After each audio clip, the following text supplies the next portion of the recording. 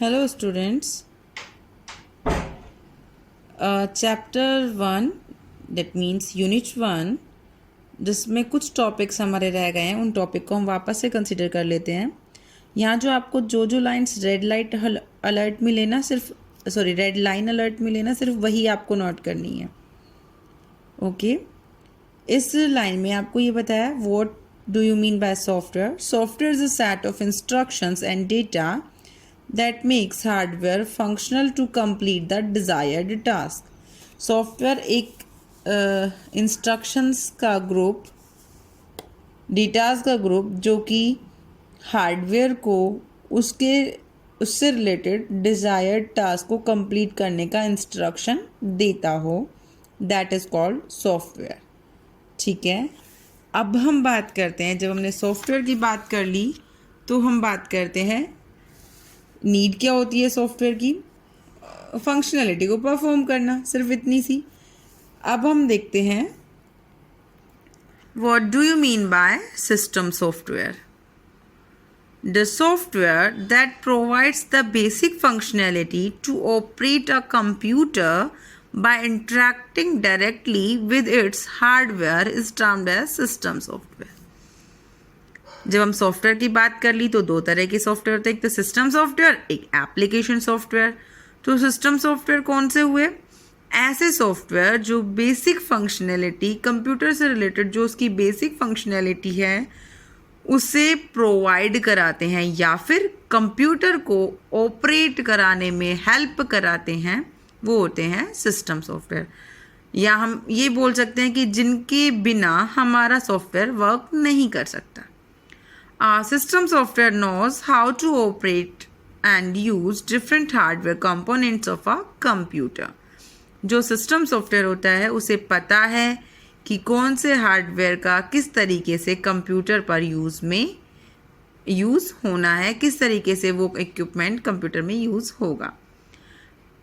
System software जो होता है वो सिस्टम की, हम बोल सकते हैं कि लाइफ होती है उसकी, सिस्टम की वही सारी सर्विसेज प्रोवाइड कराता है मल्टीपल यूज़र्स को और सॉफ्टवेयर को भी। अगर सिस्टम सॉफ्टवेयर इंस्टॉल नहीं है हमारे पीसी में तो उसके बिना हम अपने सिस्टम में कोई भी एप्लीकेशन सॉफ्टवेयर डाउनलोड नहीं कर सकते। क्यों? क्योंकि उनको चलाने के लिए हमारे सिस्टम का जो बेस है, सिस्टम सॉफ्टवेयर है, वो डाउनलोड होना ही चाहिए।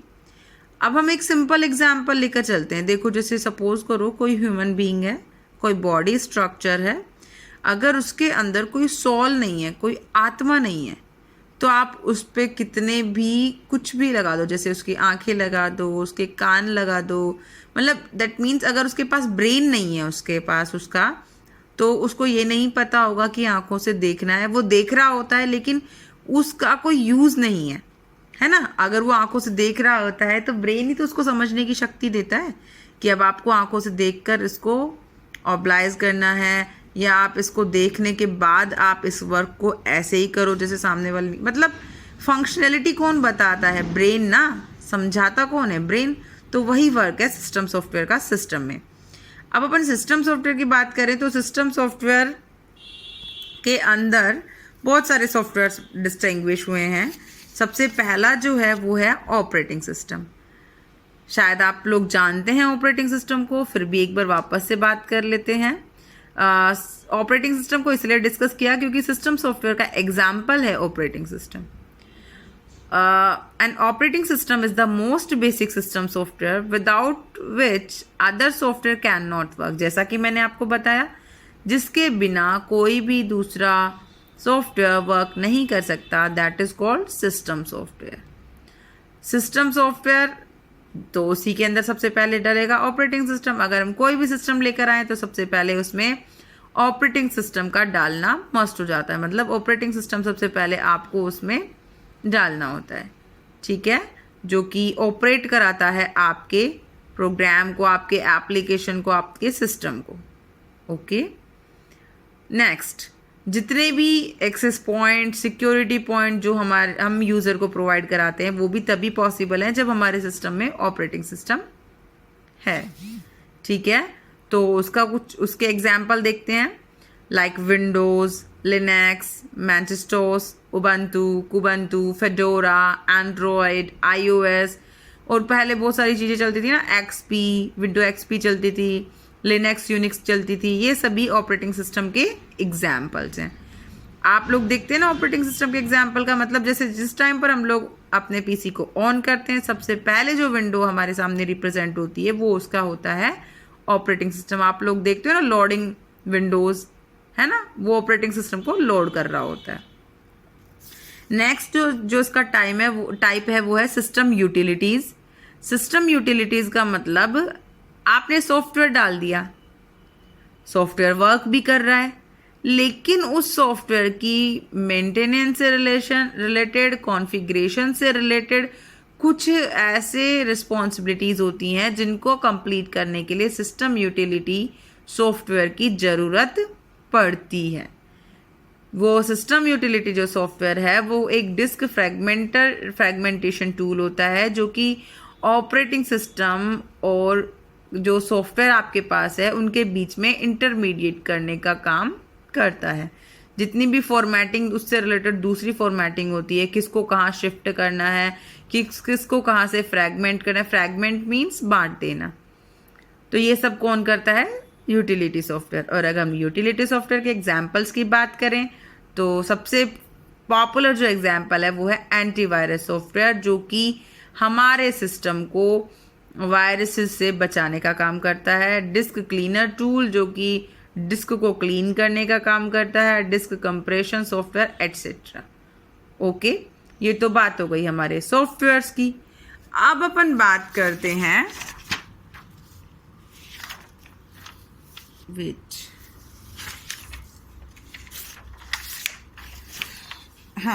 अब अपन बात करते हैं सिस्टम सॉफ्टवेयर की, हमारी कंप्लीट हो चुकी है। अब अपन बात करते हैं एप्लीकेशन सॉफ्टवेयर। तो एप्लीकेशन सॉफ्टवेयर कौन से हो गए भाई? एप्लीकेशन सॉफ्टवेयर का मतलब, जो शायद मैंने आपको एक वीडियो में बताया भी था, आप वही डेफिनेशन भी लिख सकते हैं, एक ऐसा सॉफ्टवेयर जो यूज़र से दी हुई स्पेसिफिक वर्क को, स्पेसिफिक फंक्शनलिटी को कंप्लीट करता है सिस्टम के साथ मिलकर, that is called application software. किसी एक स्पेशल एप्लीकेशन से मिलकर बनता है और डिफरेंट रिक्वायरमेंट्स को फुलफिल करता है। ठीक है, आ गई बात समझ में आपको? डेफिनेशन आप चाहे वो लिख देना, कोई टेंशन नहीं है, चल जाएगा। ओके,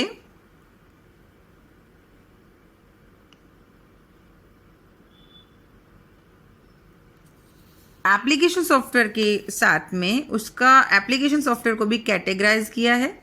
एप्लीकेशन सॉफ्टवेयर भी दो तरह के होते हैं, एक तो जनरल पर्पस सॉफ्टवेयर होता है, एक होते हैं टेलर मेड सॉफ्टवेयर। तो पहले हम जनरल पर्पस सॉफ्टवेयर को समझ लेते हैं। जनरल पर्पस सॉफ्टवेयर का मतलब ऐसे सॉफ्टवेयर जो कि ओवरऑल यूज़र की मतलब रिक्वायरमेंट को देखकर बनाए जाते हैं। मतलब ये सोचो कि आप एक जगह पर वर्क करते हैं, उस जगह पर 100 टाइप के पीपल हैं, 100 पीपल में 90% जो लोग हैं वो ऑफिस यूज़ करते हैं। कौन सा? MS ऑफिस यूज़ करते हैं। तो 90% एक बहुत बड़ा रेशो है 100% में।